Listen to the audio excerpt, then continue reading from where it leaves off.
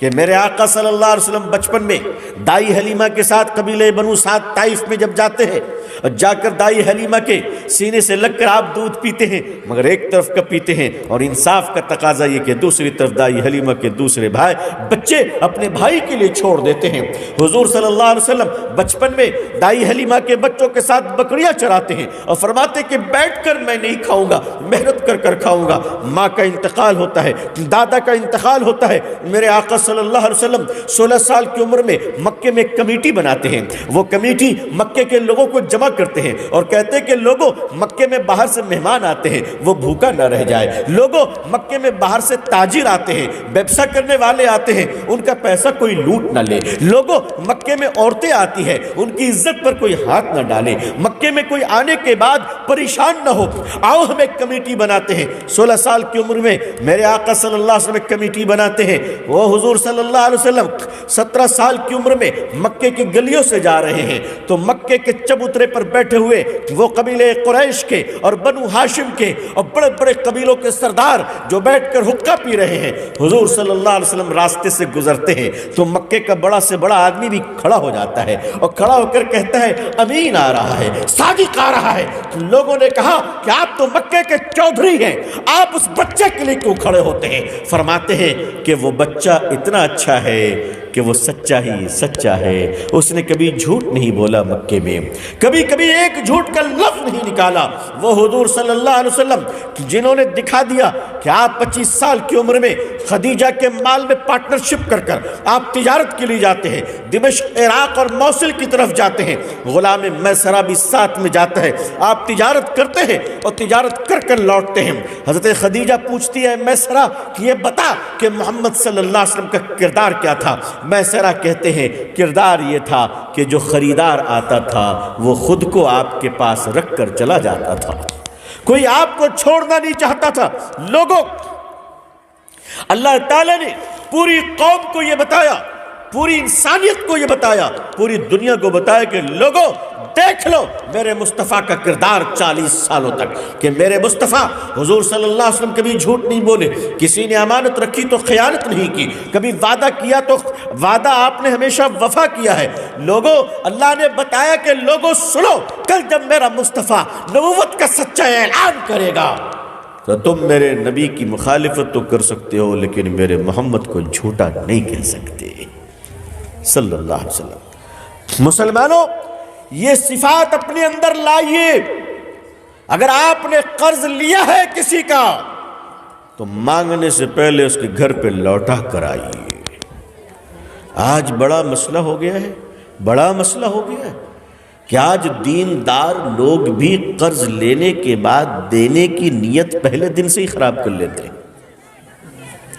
اگر آپ مجھے معاف کر دیں تو میں ہاتھ جوڑ کر ایک بات بولتا ہوں، بھائی کسی کو قرضہ دینا تو داڑھی، ٹوپی، کرتا پائجامہ، نماز کا نشان، حج، عالم فاضل دیکھ کر مت دینا۔ قرضہ دینا تو یہ دیکھ کر دینا، اگر وصولنے کی طاقت ہے تو دینا، ورنہ مت دینا، کیونکہ تمہاری دشمنی ہو جائے گی اس آدمی سے۔ یہ ایسا دور آ گیا ہے کہ آدمی کتنا دیندار ہے وہ نمازوں سے نہیں لین دین سے پہچانا جاتا ہے۔ آدمی کی دینداری تو 100 روپے میں سمجھ میں آ جاتی ہے بھائی، 100 روپے میں سمجھ میں آ جاتی ہے، پورے حج میں سمجھ میں نہیں آتا ہے، 100 روپے میں دینداری سمجھ میں آ جاتی ہے۔ تو ایک قرض لیا ہے اسے ادا کرنے کی عادت ڈالیے انشاءاللہ۔ دوسرا یہ لوگوں کی مدد کیجئے، یہ ملک آپ کی مدد کی منتظر ہے۔ اب میں آپ کو جہاں پر لے جانا چاہ رہا ہوں وہاں پر میں آ چکا ہوں۔ اب ذرا وہ واقعہ یاد کیجئے کہ نبی کریم صلی اللہ علیہ وسلم کو جب نبوت مل گئی اور آپ غار حرا سے تشریف لائے تو روایت میں ہے کہ آپ کانپ رہے تھے، آپ کو پسینہ بھی آ رہا تھا، آپ گھبرائے ہوئے تھے۔ حضور صلی اللہ علیہ وسلم جب گھر میں تشریف لائے تو آپ نے فرمایا خدیجہ مجھے کمبل اڑا دو۔ آپ نے فرمایا خدیجہ مجھے لگتا ہے میری جان نکل جائے گی، میری جان نکل جائے گی۔ ماں خدیجہ رضی اللہ تعالی عنہا نے آپ کو تسلی دیے اور تسلی کے 3 الفاظ بولے ہیں، وہ 3 الفاظ آج سے اپنی زندگی کا عمل بنا لیجئے انشاءاللہ۔ وہ 3 باتیں ماں خدیجہ کیا کہتی ہیں؟ کہتی ہے کہ اے محمد صلی اللہ علیہ وسلم، آپ کو کچھ نہیں ہوگا کیونکہ آپ 3 کام کرتے ہیں۔ آپ کبھی نقصان آپ کا ہو ہی نہیں سکتا۔ پہلا کام یہ ہے کہ آپ بھوکوں کو کھانا کھلاتے ہیں۔ آپ بھوکے کو کھانا کھلاتے۔ یہ کن کی سنت ہے بھائی؟ یہ حضور صلی اللہ علیہ وسلم کی سنت ہے، بھوکوں کو کھانا کھلانا۔ بھوکا مسلمان ہو یا ہندو ہو، کرسچن ہو یا آدیواسی ہو، جنگلی ہو یا شہری ہو، کالا ہو یا گورا ہو، اردو ہو یا بنگلہ ہو، اگر بھوک لگی ہے اسے، اگر پیاس لگی ہے اسے، تو مسلمانوں کھڑے ہو جاؤ اور اپنے گھر سے اس کو کھانا کھلاؤ۔ اس کا بدلہ تمہیں سرکار نہیں اللہ دیں گے، اس کا بدلہ تمہیں بھارت سرکار نہیں، اس کا بدلہ تمہیں اللہ عطا فرمائیں گے۔ ماں خدیجہ کہتی ہے آپ بھوکوں کو کھانا کھلاتے ہیں، اس لیے آپ کا نقصان نہیں ہو سکتا۔ دوسرا یہ کہ آپ بھٹکے ہوئے مسافروں کو، راہ گیروں کو راستہ دکھلاتے ہیں۔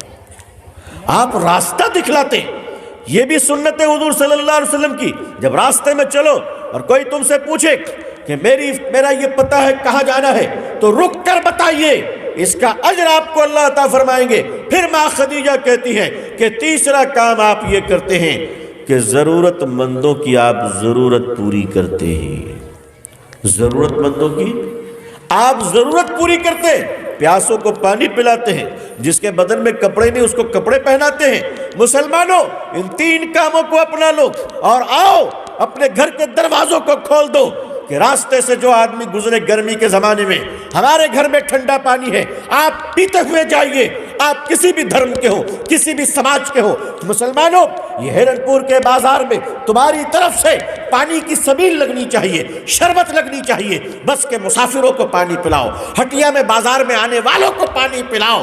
اللہ تمہیں اس کا اجر عطا فرمائے گا جب یہ کام تم کرو گے کہ زمین پر تم اللہ کی مخلوق پر رحم کرو گے تو آسمان والا ہم پہ اور تم پہ رحم کرے گا۔ آپ لوگوں پر خرچ کرنے والی بنیے۔ آج ہم اپنے لوگوں کا خیال نہیں رکھتے، اپنے رشتہ داروں پر احسان نہیں کرتے۔ ملک کا مزاج بدل رہا ہے، ملک کے حالات بدل رہے ہیں، لیکن یاد رکھیے گا حکومت کے بدلنے سے حالات نہیں بدلتے ہیں، اعمال کے بدلنے سے حالات بدلتے ہیں۔ ہم اپنے اعمال کو بدلنے کی فکر کریں تو میں نے آپ سے چند چیزوں کی گزارشات کی ہیں۔ ایک تو یہ کہ اپنی زبان کو ٹھیک کریں گے انشاءاللہ۔ مسلمانوں کی زبان سے گالی نہیں، مسلمانوں کی زبان سے جھوٹ نہیں، مسلمان نوجوان کی زبان سے گندگی نہیں، مسلمانوں کی زبان سے جب بھی بات نکلے گی سچی نکلے گی، پکی نکلے گی اور اچھی نکلے گی انشاءاللہ۔ دوسرا یہ اللہ تعالیٰ نے آپ کو مال و زر دیا ہے، تھوڑی بھی حیثیت دی ہے، اگر ایک آدمی کو چائے پلانے کی حیثیت اللہ نے دی ہے تو آپ چائے پلائیے، ان کو گھروں پہ بلا کر لوگوں کو کھانا کھلائیے، اپنا دل کا دروازہ بڑا رکھیے، دل کی دنیا کو بڑی رکھیے اور لوگوں کی خدمت کیجئے، مذہب اور کپڑا دیکھ کر نہیں، انسان دیکھ کر، چاہے وہ انسان مسلمان ہو یا انسان غیر مسلم ہو۔ تیسری بات، گرمی کا زمانہ آنے والا ہے، رمضان اور عید کے بعد شدید گرمی کا زمانہ ہوگا۔ آپ کو اللہ نے موقع دیا ہے، ہر جمعرات کو آپ کے ہٹیا لگتی ہے، لوگ دور دور سے آتے ہیں، آپ اپنے دل کا دروازہ کھول دیجئے اور ان کی وہ خدمت کیجئے کہ لوگ لوٹ کر کہیں اپنے گھروں میں کہ مسلمانوں کو دیکھ کر آ رہا ہوں، مسلمان اتنے اچھے ہوتے ہیں جو ہمارا خیال رکھتے ہیں۔ میری قوم کے لوگوں یہ کام کیجئے اس ملک میں، انشاءاللہ بہت جلد وہ وقت آ جائے گا جب دنیا اس ملک میں رہنے والے لوگ یہ کہنے پر مجبور ہو جائیں گے انشاءاللہ کہ اگر امت اتنی اچھی ہے تو امت کا رسول کتنا اچھا ہوگا صلی اللہ علیہ وسلم، کہ اگر مسلمان اتنا اچھا ہے تو مسلمانوں کا نبی کتنا اچھا ہوگا۔ اللہ تعالی ہم سب کو اس ملک میں حضور صلی اللہ علیہ وسلم کے دین کے پھیلنے اور دین کے آگے بڑھنے کا سبب بنا دے۔ اللہ تعالیٰ ہمارے اور آپ کے گناہوں کو بخش دے۔ اللہ تعالیٰ پوری دنیا میں ہم سب کو اسلام کی عزت دیکھنا نصیب فرمائے۔ اللہ تعالیٰ اقوام عالم اور اہل ہندوستان کے دلوں میں اسلام کے لیے اور مسلمانوں کے لیے جذبہ محبت و احترام پیدا فرمائے۔ اللہ تعالیٰ اقوام عالم کے لیے ہدایت کے فیصلے فرما دے۔ اللہ تعالیٰ آپ کو اور ہم سب کے اہل و عیال کو، پوری امت مسلمہ کو عزت، عافیت، سلامتی، خیر اور خوشحالی، صحت و تندرستی کے ساتھ اللہ ہم سب کو اسلام پہ زندگی، ایمان پر خاتمہ نصیب فرمائے۔